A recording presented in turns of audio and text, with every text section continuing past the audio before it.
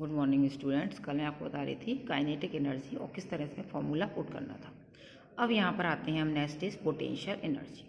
Potential energy, तो energy same as, चाहे वो kinetic energy, potential energy, both are relate to work done W।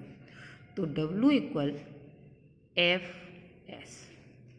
तो in this condition potential energy it's means when work is done on a body by a force and the body does not move but change its shape and position, not movement।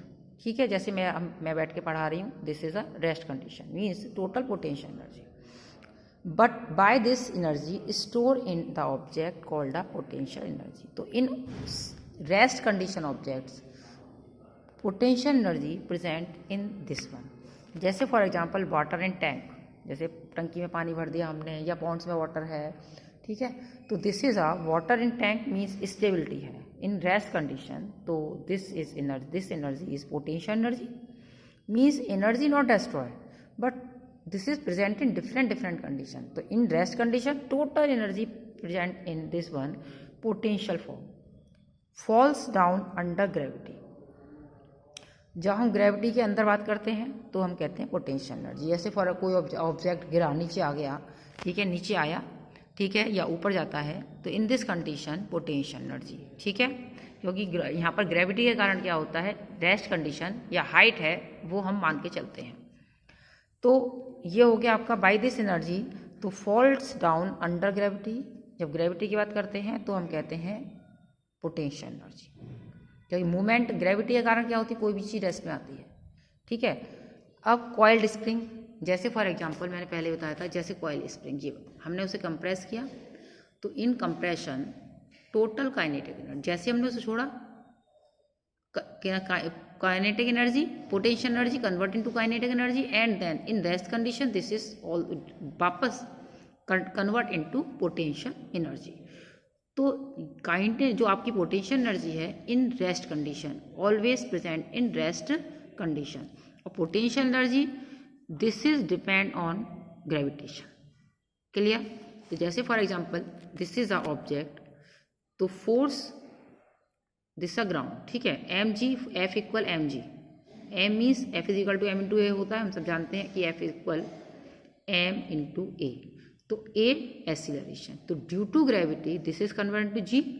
तो due to gravity, क्योंकि potential energy का मतलब है on rest, और rest का मतलब है कि due to energy potential gravitation आप रेस्ट में हो, ठीक है। तो in this condition F equal M into A convert into F is equal to M into G. Clear? तो अब हम इससे फॉर्मूला निकालेंगे, कौन सा वाला, पोटेंशियल एनर्जी का। तो W इक्वल एफ एस, तो पोटेंशियल एनर्जी, तो F इज इक्वल टू आपका होता है M into A. Due to gravity this is convert into this one. तो रिप्लेस कराएंगे फर्स्ट इक्वेशन। यहाँ displacement, normally displacement means movement in a front direction, तो this is a displacement, but in upper direction या downward direction this is a height. तो this is convert into H, और पीछे chapter में हम पढ़ चुके हैं, when gravity act on the object in this condition S replace H and G acceleration convert into gravitational acceleration। तो its value F equal m g and this is a H। तो आपका potential energy equal m g h। Clear?